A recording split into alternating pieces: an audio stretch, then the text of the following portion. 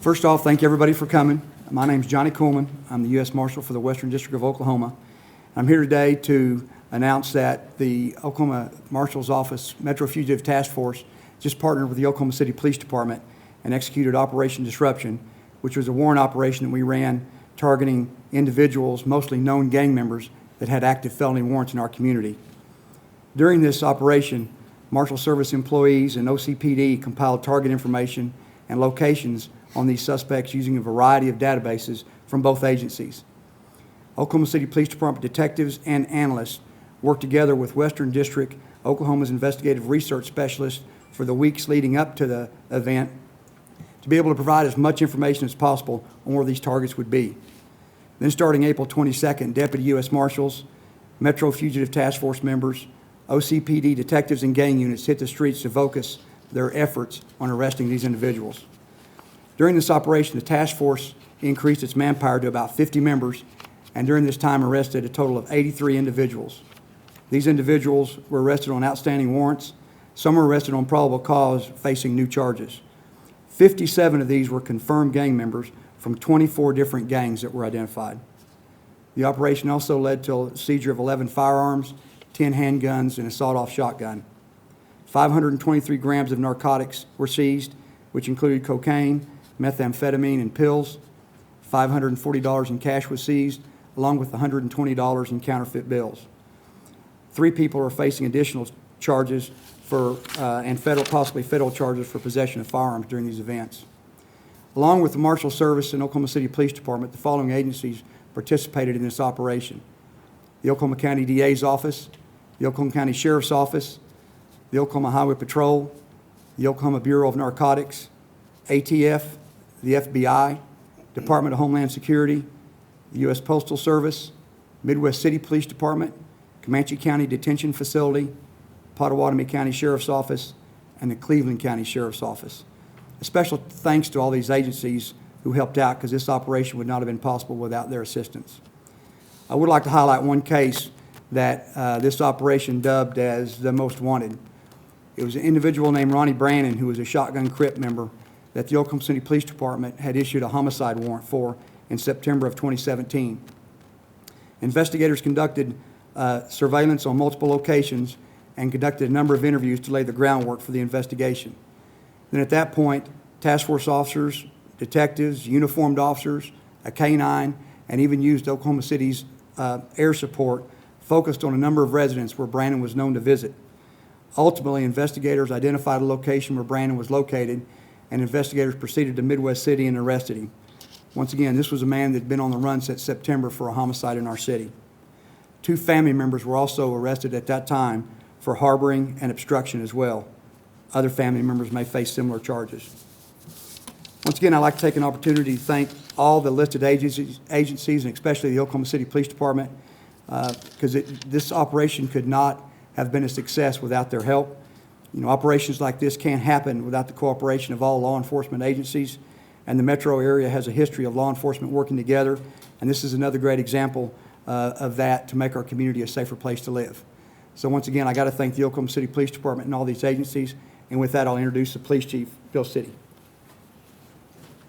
Thank you, Johnny. You all do know that Johnny is OCPD trained. He better thank us. So anyway, no, I just want to thank the U.S. Marshal's Office for working with all the different agencies and pulling all the other agencies in to pick up some of the most violent people in Oklahoma County. You know, I don't think people realize the amount of damage just a small number of violent offenders can do. I mean, even some of the ones that were picked up for larceny, a lot of the things usually have a drug nexus, and there's violent crime associated with a lot of that. So, and these are the officers standing up here right now that go out and, you know, they go out and do the hard work and risk their own lives and protect each other, protect these citizens. So I appreciate the U.S. Marshal's Office. 83, that's a lot of violent offenders, and it really does go a long way in making this community safe. So appreciate it. Thank you. Anybody have any questions? So you mentioned the high level of gang affiliations. Can you speak to kind of the nature of gangs today as compared to, you know, decades ago? Are they smaller cells, or are they you know, taking neighborhoods over? What is Oklahoma City's representation as far as gangs? Is it a huge problem like it's been in the past? You want him to speak to that? You bet. You know, it is a huge problem. It's been a huge problem for a long time. The nature of those gangs vary from a fairly larger organized group to 2 or 3 people. You know, I mean, it varies. You have some gangs that are more violent than others.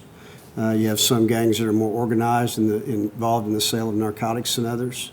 But either way, there's usually violence associated, whether it's 2 or 3 people or it's a larger organized group of people. Some of these gangs are actually run out of prisons and have people on the street. So, you know, it runs across the board. You probably have more different types of gangs than you've had in the past. The numbers have increased. It's hard to get a hard number on them because they come and go, obviously, but the gangs is still a serious problem, and the violence associated with gangs, because that's part of their culture. Violence, guns is part of their culture. Creates a very serious problem for any large community like Oklahoma City. All these communities within the Oklahoma City area, we're all working together. So there are no boundaries when it comes to crime.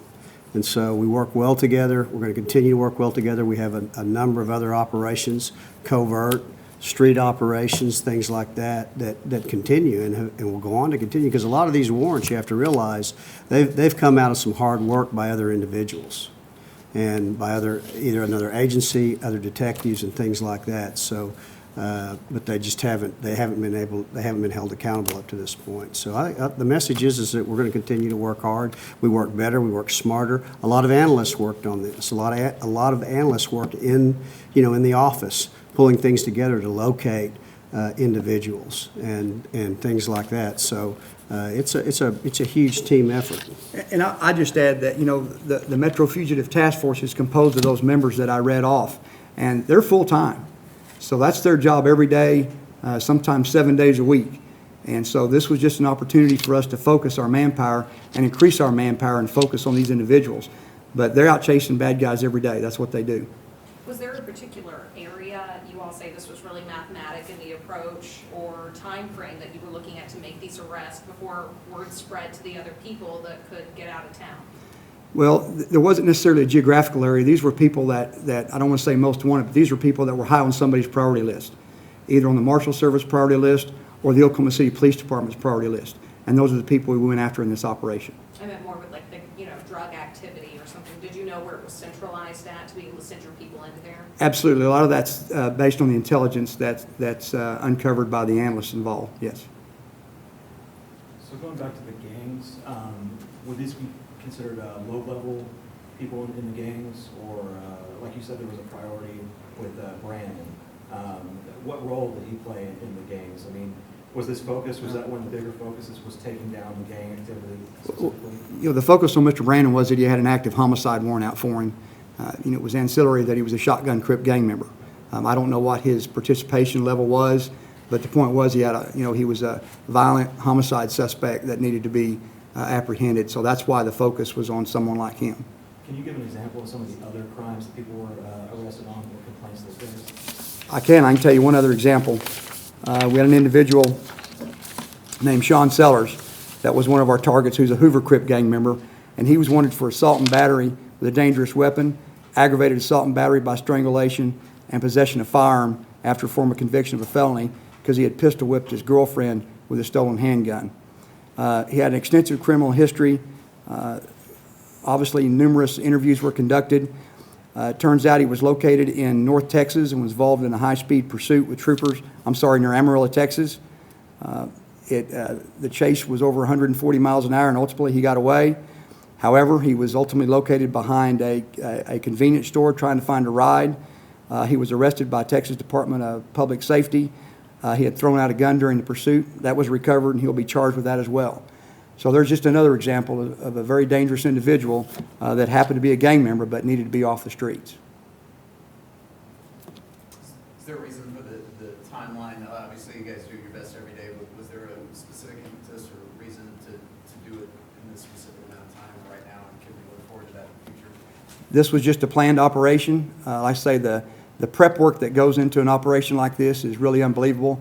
These analysts do a phenomenal job of getting a lot of this information ready for the investigators and for the task force members. They work together as a team.